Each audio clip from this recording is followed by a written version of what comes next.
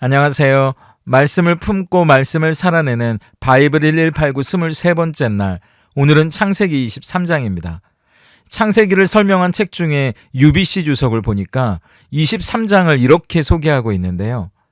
아브라함은 사랑하는 아들까지도 아끼지 않으며 하나님께 완벽히 순종함으로 하나님과 함께하는 그의 여정이 절정에 도달한 모습을 보였다. 죽음을 맞기 전에 그는 결정이 필요한 두 가지 중대사를 처리한다. 바로 사라를 매장하는 일과 이삭의 신부감을 찾아주는 일이다. 이번 장에서 아브라함은 그중 첫 번째 문제를 해결한다라고요.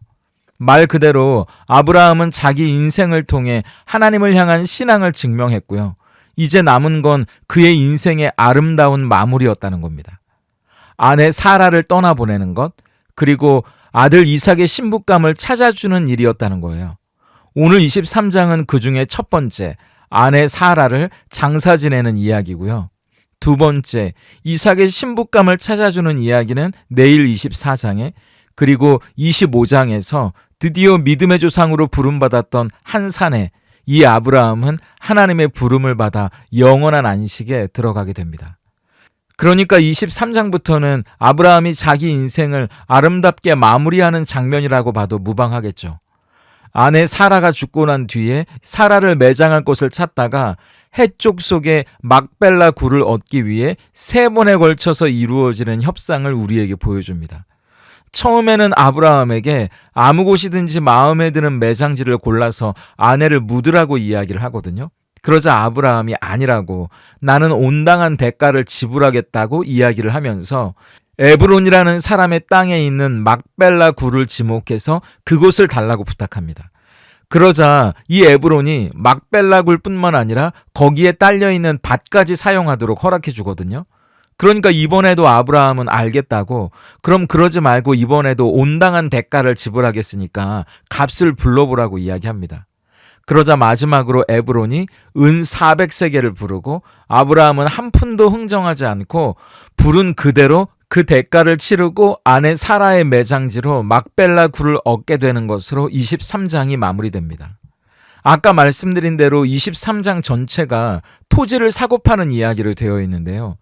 우리는 이 이야기가 단순히 토지 매매가 아니라 자신의 신앙을 증명한 성숙한 하나님의 사람이 아내를 떠나보내면서 또 자기의 인생을 마무리하면서 어떻게 세상 속에서 하나님의 사람답게 그 인생을 살아가고 있는지 보게 되는 겁니다. 저는 보면서 꼭 죽음을 앞에 두고 인생을 정리한다기보다 이런 자세로 하루하루를 살아간다면 하나님의 사람의 마지막은 참 깔끔하고 정돈된 모습이겠구나 싶어지는 거예요. 1절은 사라가 127세의 나이로 세상을 떠나는 장면으로 시작합니다. 아내를 위해 충분히 애통해야 하고 슬퍼하고 난 뒤에 이제 장사를 치러야 하잖아요. 정신을 차리고 아브라함이 일어나는데요.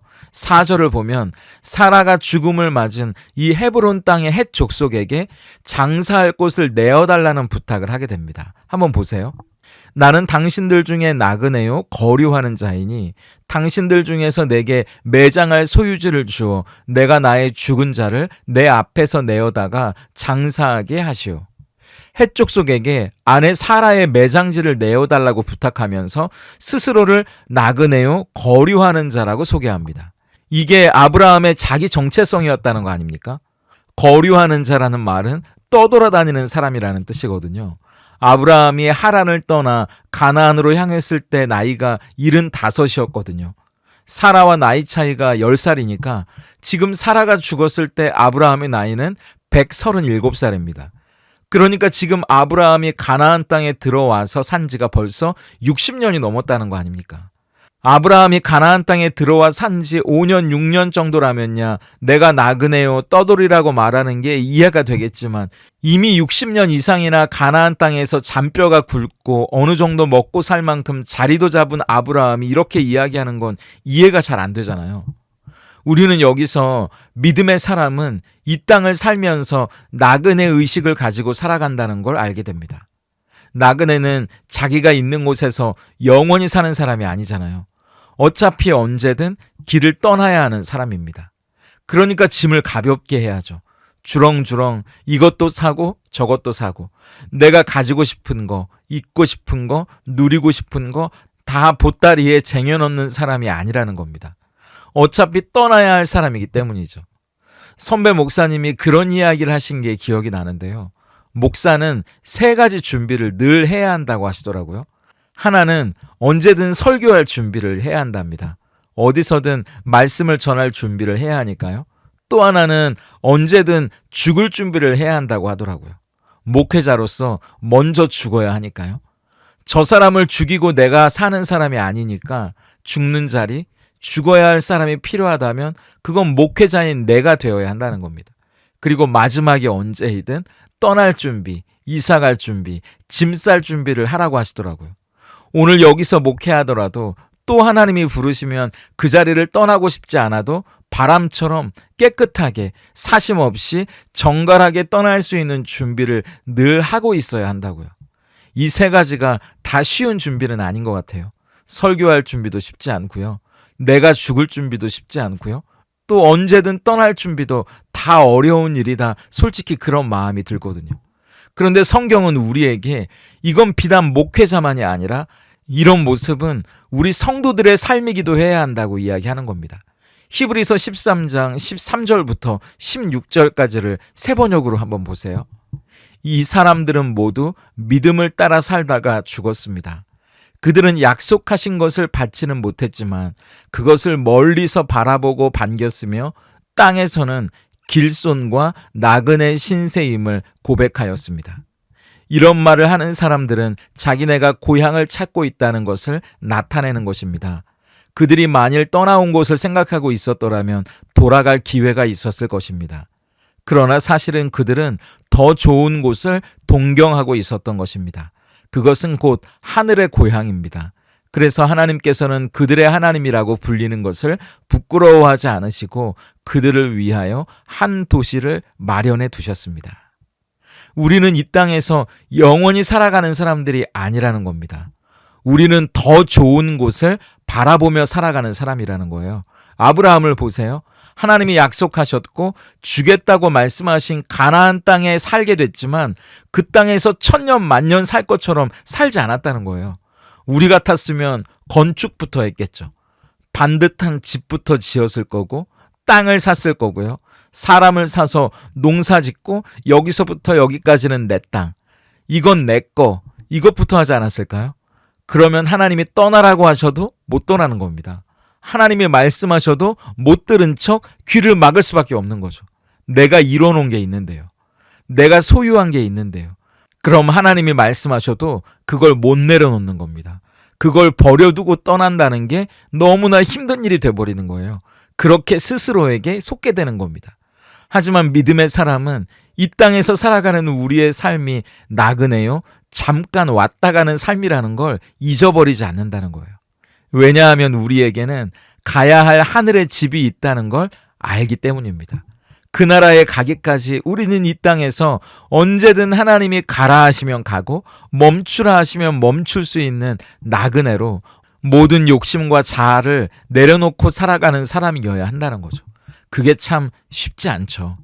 하지만 그렇게 모든 것을 내려놓은 사람만이 아는 자유로움이 있어요. 불안하죠. 두렵죠. 하지만 그렇기 때문에 하나님과 더 돈독해질 수 있는 은혜도 있는 겁니다. 집을 팔아서 월세로 돌리라는 말이 아니에요. 하나님의 말씀 앞에 우리를 움직이지 못하게 하는 욕심을 내려놓는 겁니다. 욕심만이 아니고요. 하나님의 말씀 앞에 우리를 움직이지 못하도록 하는 내 고집도요. 내 자아도 비우는 겁니다. 그래야 전진할 수 있기 때문이죠. 하나님이 우리를 이끄시려고 하는 곳까지 나그네로 언제든 그분을 뒤따라갈 수 있는 우리가 될 수 있다면 좋겠습니다. 2번째는 믿음의 사람으로 오히려 세상을 감동시키는 현실 감각이 있었다는 겁니다. 우리는 현실 감각이라고 하면 어떻게든 내가 현실에서 손해를 보지 않고 이익을 보는 거라고 생각하는데요. 아니에요. 만약 제가 목사인 걸 아는데 마트에 가서 교회 점심 식사를 준비한다고 고깃값을 깎고 또 깎아서 저렴하게 샀다고 의기양양 돌아온다고 치죠. 그게 현실 감각이 탁월한 걸까요? 제가 목사인 걸 그분들이 안다면 그 정육점 주인은 저를 알뜰하다고 말하지 않아요. 목사라는 분이 참 해도 너무한다고 하지 않겠습니까? 정말 형편이 어렵다면 사정을 이야기하고 양해를 구하면 되는 겁니다. 하지만 제가 값을 지불하기 어려울 만큼 형편이 그렇게 어렵지 않다면 정당한 값을 주고 깔끔하게 일을 처리하는 모습이 오히려 현실적으로 하나님께 덕이 되는 일입니다. 여러분, 세상 사람들이 볼 때는 어쩔 땐 우리 기독교인들이요, 자기들만의 이상한 현실에서 사는 것 같이 보일 때가 있어서 본의 아니게 하나님의 영광을 가리는 일이 생긴다는 걸 알아야 합니다. 아브라함과 헷 족 간의 토지 매매 협상을 한번 보세요. 처음에는 6절에 우리 묘지 중에 좋은 곳이 있으면 아무데나 골라서 장사하셔도 됩니다. 그 사람들이 그렇게 이야기하거든요. 그런데 구체적인 조건은 말을 안 하는 겁니다. 그때 아브라함이 덥석 알겠습니다. 그럼 돈을 지불하지 않고 선의로 알고 내가 아무데나 쓸게요. 그러지 않았다는 거예요. 그때 아브라함이 막벨라 굴을 달라면서 먼저 자기가 대가를 치르겠다고 이야기합니다. 9절을 보세요. 그가 그의 반머리에 있는 그의 막벨라 굴을 내게 주도록 하되 충분한 대가를 받고 그 굴을 내게 주어 당신들 중에서 매장할 소유지가 되게 하기를 원하노라 하매. 그러니까 두 번째 그 땅의 주인인 에브론이 11절에 에이 그럼 그 굴에 딸린 밭도 가져가시죠 그러는 겁니다. 그런데 그 말은 굉장히 공손해 보이기는 하지만 사실 이건 아브라함이 그 땅을 살 의사가 적극적으로 보이니까 아예 이참에 세금이 많이 나오는 밭까지 붙여서 팔면 자기에게 이득이 될 것처럼 여겨졌다는 거예요. 그러니까 살 거면 밭까지 사가라는 말이거든요. 그러니까 아브라함이 이번에도 그 말을 알아듣고 또 13절 보세요. 그 땅의 백성이 듣는 데서 에브론에게 말하여 이르되 당신이 합당히 여기면 청하건대 내 말을 들으시오. 내가 그 밭 값을 당신에게 주리니 당신은 내게서 받으시오. 내가 나의 죽은 자를 거기 장사하겠노라. 내 목적은 아내를 장사할 땅의 권리를 얻는 것이니까 그런 밭의 값도 정당하게 치르겠다고 이야기하는 겁니다. 그러자 마지막으로 에브론이 그때서야 15절에 은 400세겔을 달라고 이야기하는 거예요. 그러니까 아브라함이 흔쾌히 그 값을 치르고 그 땅을 영원히 아브라함의 땅으로 인정받게 됐다는 겁니다. 아니 목사님, 아브라함이 너무 바가지 쓴 거 아닙니까? 달라는 대로 다 주는 게 능사는 아니지 않습니까? 여러분 그러실 수도 있지만요. 두 가지를 기억하세요. 하나는 아브라함에게는 지금 은 400세겔을 지불할 만큼의 충분한 여유가 있었다는 겁니다. 이미 20장에 아비멜렉에게서 받은 은 1000세겔이 있었잖아요. 그리고 그 이전에 애굽에서 나올 때도 이미 애굽의 왕으로부터 받은 재물도 충분히 있었고요. 그리고 또 하나는 아브라함이 충분히 부자였는데 아브라함은 그걸 하나님의 은혜라고 생각했기 때문입니다. 아비멜렉에게서 받은 은 1000세겔이 아브라함이 잘해서 받은 게 아니잖아요. 애굽에서 가지고 나온 재물도 아브라함이 벌어서 가지고 나온 게 아닙니다.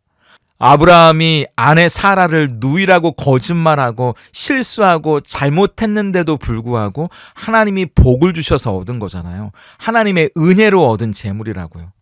제 주변에 물질을 나누고 흘려보내는 분들이 한결같이 하는 고백이 뭐냐 하면 그 물질이 하나님이 주신 거라고 생각하기 때문입니다. 그러니까 그분들은 그걸 흘려보내는 거예요. 그런데 내가 번 재물이라고 생각하고 내 거라고 생각하면 그것이 아무리 많아도 흘려보내지 못하는 겁니다. 아브라함이 그렇게 정당한 값을 주고 그 땅을 샀을 때 18절을 보세요. 성문에 들어온 모든 헷족속이 보는 데서 아브라함의 소유로 확정된지라. 가나안 그 땅에 사는 사람들도 그 땅이 아브라함의 땅이라고 모두가 인정하게끔 되는 겁니다. 아무도 아브라함을 손가락질하는 사람이 없는 거예요. 아무도 뒤에서 아브라함의 흉을 보는 사람이 없었다는 겁니다. 그게 믿음의 사람이 세상을 감동시키는 현실 감각으로 얻는 인정이라는 거예요. 손해보지 않으려고 이리저리 아무리 잔재주를 부리고 손바닥으로 하늘을 가린다고 해도 눈 가리고 아웅일 뿐이고요. 세상은 결국 다 알게 되어 있습니다. 그리고 뒤에서 다 이야기를 하게 되어 있는 거예요. 중요한 건 정당하게, 떳떳하게, 바르게 일을 처리하는 게 진짜 인정받는 겁니다. 그게 진짜 현실 감각이 있는 거예요.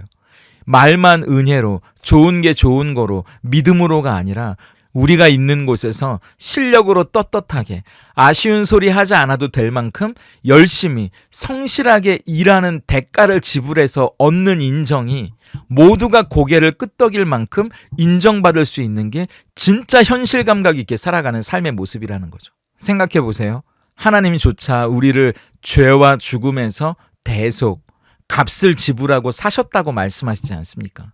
예수님의 십자가의 죽음과 부활이라는 감히 등식이 성립되지 않는 말도 안 되는 대가를 지불하고 우리를 그 피로 사서 하나님의 자녀로 만드시는 게 그분의 원리라면 우리도 하나님이 보내신 삶의 자리에서 세상을 향해 마땅한 대가를 지불하고 오히려 세상을 감동시키고 세상의 고개를 끄덕일 만한 세상의 인정을 받는 삶.